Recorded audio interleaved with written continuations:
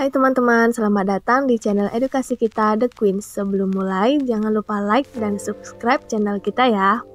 Karena di video pertama ini kita akan membahas pengetahuan alam mengenai tanah. Tanah berasal dari pelapukan berbagai macam batuan.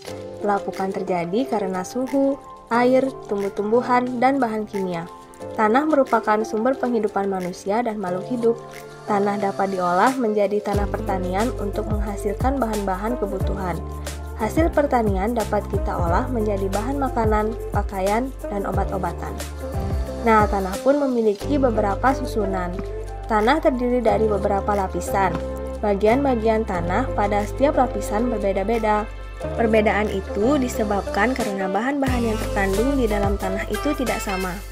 Lapisan-lapisan tanah antara lain, pertama, ada tanah lapisan atas. Tanah lapisan atas berwarna gelap kehitam-hitaman. Tanah lapisan atas gembur dan subur. Tanah ini subur karena banyak mengandung humus dan berbagai jasad hidup di dalamnya. Tanah ini cocok untuk kehidupan tumbuh-tumbuhan. Yang kedua ada tanah lapisan bawah. Warna tanah lapisan bawah lebih muda daripada warna tanah lapisan atas. Tanah ini kurang subur karena sedikit mengandung humus dan jasad hidup. Lapisan ketiga ada lapisan bahan induk. Bahan induk tanah berwarna kemerah-merahan. Tanah lapisan atas dan tanah lapisan bawah berasal dari bahan induk tanah. Terakhir ada lapisan batuan induk. Batuan induk itu pejal dan merupakan lapisan yang paling bawah. Tetapi tanah tidak hanya terdiri dari satu lapisan saja. Susunan lapisan tanah dapat terdiri dari humus, lempung, geluh, pasir, dan kerikil.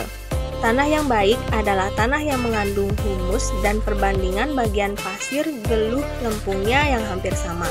Teman-teman tahu nggak, di dalam tanah banyak hidup hewan dan tumbuhan yang sangat berguna bagi kesuburan tanah.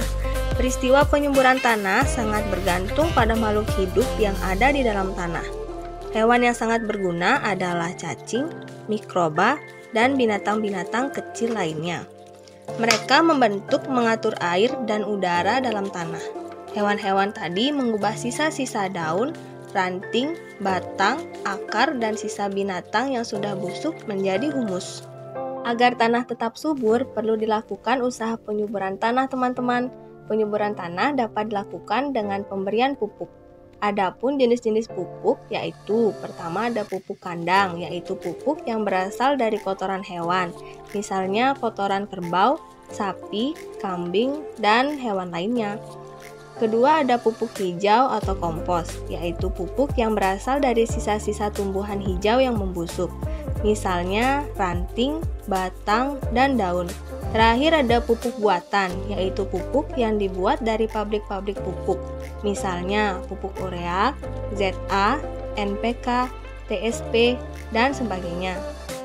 Tapi teman-teman, selain tanah subur juga ada tanah gundul loh.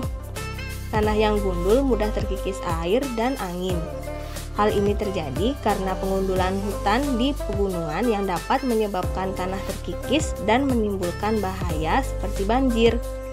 Pengikisan tanah oleh air disebut erosi. Erosi akan menghanyutkan humus sehingga tanah menjadi gersang dan tandus.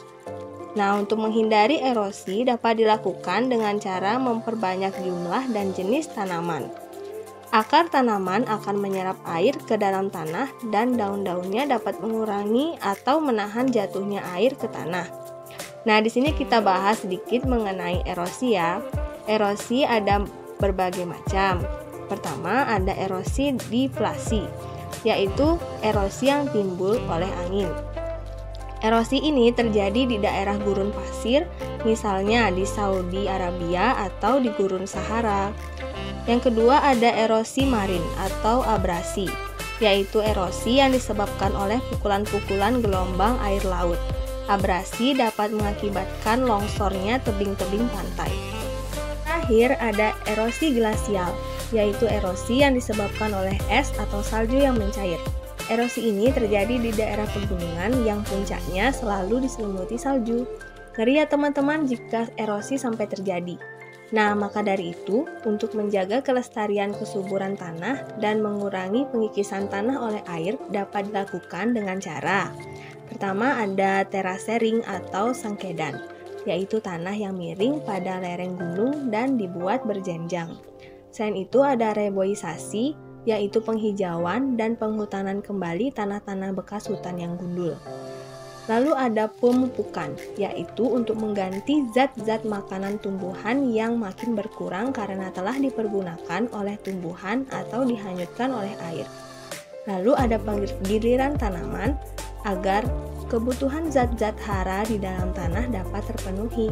Terakhir ada melarang penebangan liar dengan cara mengeluarkan undang-undang tentang lingkungan hidup dan disertai dengan sanksi yang tegas.